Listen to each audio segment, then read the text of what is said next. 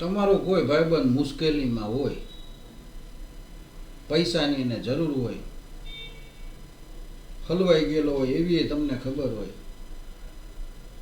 છતાંય તમે તમારા કોઈ સંપત્તિના દસ્તાવેજ એને આપી દો ને એમ કહી દો કે આના ઉપરથી લોન કરીને તું તારું હલાવ, પછી મારી સંપત્તિ છોડાવી દેજો, પણ મારી પાસે પૈસા તો માંગીશ નહીં, તોય તમારું જીવન આરામ થઈ જાય.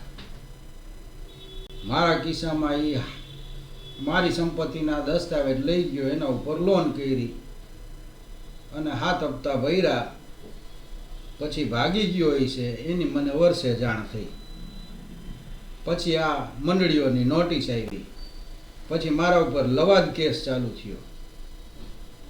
એને જે ભર્યા હતા, આ મંડળીઓ કેવી છે યાર, એનું ફોર્મ જોવો ને એટલે તમને હસવું આવે. આપણા ડોક્યુમેન્ટમાં જે આપણું નામ છે ને એ આ લોન ફોર્મમાં ન હોય, અધકચરું હોય.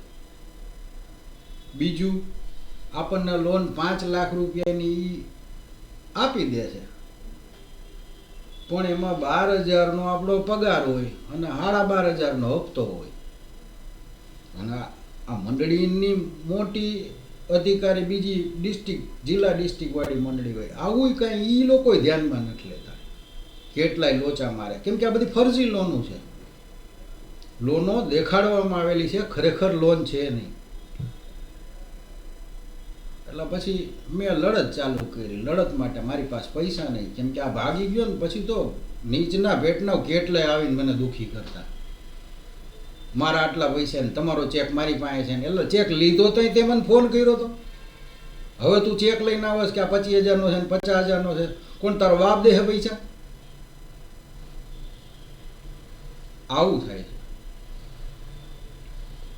પછી લવાદ આવેલો, 1 વર્ષ સુધી પૈસા ન ભરી શક્યો, પણ વકીલ રાખ્યો ને એમાં મારી ફ્રન્ટી હતી મારુતિ, એ 31,000માં મેં વેચી નાખી ચંદુભાઈને ચંદ્રેશનગરમાં. એના પૈસા વકીલને દીધા, વરસદીની ફી કીધી મને. વરસદી પછી તો પાછું એને મારી પાસે લખાયું કે હવે હું હપ્તા નિયમિત ભરીશ, ફલાણું કરીશ, ઢીકડું કરીશ, અને કેસ પાછો. પરિસ્થિતિ મુંજાયેલી જતી યાર. ઘરે કોથમરીના પૈસા ન જતા હોય તો આના 12,500 કેમ કાઢવા? અને હવે તો પાછા 12,500 ને 25,000 કાઢવાની વાત થઈ, એવું લખાય.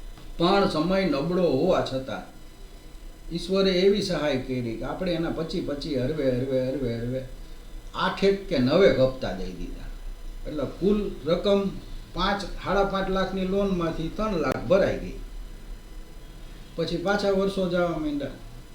પછી એક દી હું એની મંડળીની ઓફિસે ગયો, ભાઈ મારા ધર્મપત્નીના ઘરેણા વેચીને કહ્યો તો ફીટફોર કરી દો, હવે તમે રહેવા દો. કાં જે સંપત્તિ તમે રાખી છે ને એના ઉપર જે લોન દીધી છે ને એ સંપત્તિ તમે લઈ જાઓ, ના પૂરું કરો એટલે મને ઊંઘ આવી જાય. તો આમ ચશ્મા પહેરેલા ને એ તો હવે કોર્ટ જ નક્કી કરશે ને કે આપણે તો ક્યાં આવે, એ કાંઈ જે કોર્ટ નક્કી કરે. હવે આ વિવાદ આવેલા છે સુધી, અને આ 2025માં એ કોર્ટે મારી ટાંચમાં લીધી મિલકત અને વેચવા કાઢી છે. એક હરાજી થઈ ગઈ, બીજી હરાજી, ત્રીજી હરાજી થાય, 5-6 લાખની રકમ ઉપજશે. ત્યાં એને પાછું 40 લાખનું ફરફરિયું દઈ દીધું કોર્ટમાં કે હું આ જીતુભાઈ પાસે 40 લાખ રૂપિયા માંગુ છું. એના વકીલ કેવા બાહોશ કહેવાય ને. પાછો જજ સાહેબ, મને એ નથી થતું કે આ જજની ખુરશીએ બેઠા હોય એનું ધ્યાન નથી હોતું, કાં મને એમ છે એનું ઇન્વેસ્ટમેન્ટ આ મંડળીમાં આવી છે તો જ ને, તો 40 લાખ રૂપિયા કહી દે. આ હું એનપીમાં નથી આવતું. આ લોન એક સ્ટોપ થઈ ગઈ 3 વર્ષ સુધી, પછી તમે એને આગળ વ્યાજ ન આપી શકો. આવા નિયમો છે આરબીઆઈના, પણ એવું જજ ધ્યાનમાં નથી લેતા. જજ મને એકવાર તો કસ્ટડીમાં લેવાનો હુકમ કરી દીધો અને હું હાજર થયો તો હાળી જજ તે દિવસે એને રજાઈ છે ને બીજા જજ બેઠા હતા. તો એને આ સવાલ કર્યો કે આને કસ્ટડીમાં લીધો છે તો આના પૈસા ભર્યા જ કાંઈ? તો કે ના. તો કે આના વકીલ કોણ છે? તો કે આ ભાઈના તો વકીલ નથી. તો મને કે તમે કેમ વકીલ નથી રાખ્યા?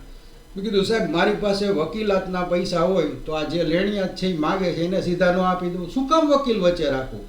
5 રૂપિયા આવે તો મારે એને જ દેવા છે. એટલે પછી સાંજે 15,000ના જામીન કરી અને મારો છુટકારો થયો. અને અત્યારે એ લોન 40 લાખે પહોંચી ગઈ છે. અને એનો વકીલ છે એ ફરફર્યું જજ સાહેબને દે એટલે એમાં જીતેન્દ્ર પારેખ ક્યાંય જીતેન્દ્રસિંહ રણજીતસિંહ પરમાર નથી, છતાંય આપણા ન્યાયાલયમાં આવી પોલમપો લાલે છે. બાકી આમ જુઓ ને તો તારીખ ફેર હોય તો જજ કેમ તારીખ આમ છે, કેમ સમય આમ છે, કેમ સ્થળ આમ છે, આમાં હચોડું નામ નથી જોતા. લ્યો, આ આવું ક્વોલિફિકેશન ધરાવતા જજે છે, ગજબની નવાઈ કહેવાય ને. હવે આ 40 લાખ તો હું મારી આખી જિંદગીમાં અત્યારે હું આપી ન શકું, કેમ કે હું પૈસે ટકે હવે સુખી નથી રહ્યો. હું કમાઉં ને સાંજે કદાચ 500-700 રૂપિયા તો એ મારી જરૂરિયાત છે, એમાં પૂરા થઈ જાય. આનો શું દઉં હું? અને અત્યારે હું જ્યાં બેહું છું એ ઓફિસો બીજાની છે, મારી તો છે નહીં. મારી પાસે કશું રહ્યું નથી. અને આ લોકો હવે એ દોડધામ કરે કે મારી મિલકત વેચી નહીં, તો જે વેચીને ખાવ છું એ ખાઈ લ્યો બાપા, હું કામ હવે હેરાન કરો છો? હવે આ કોઈ રીત નથી. આ તમારો વ્યાજ વટાવનો ધંધો મને ગમે છે, પણ તમે પડાવવાના ધંધા કરો એ નથી ગમતા યાર.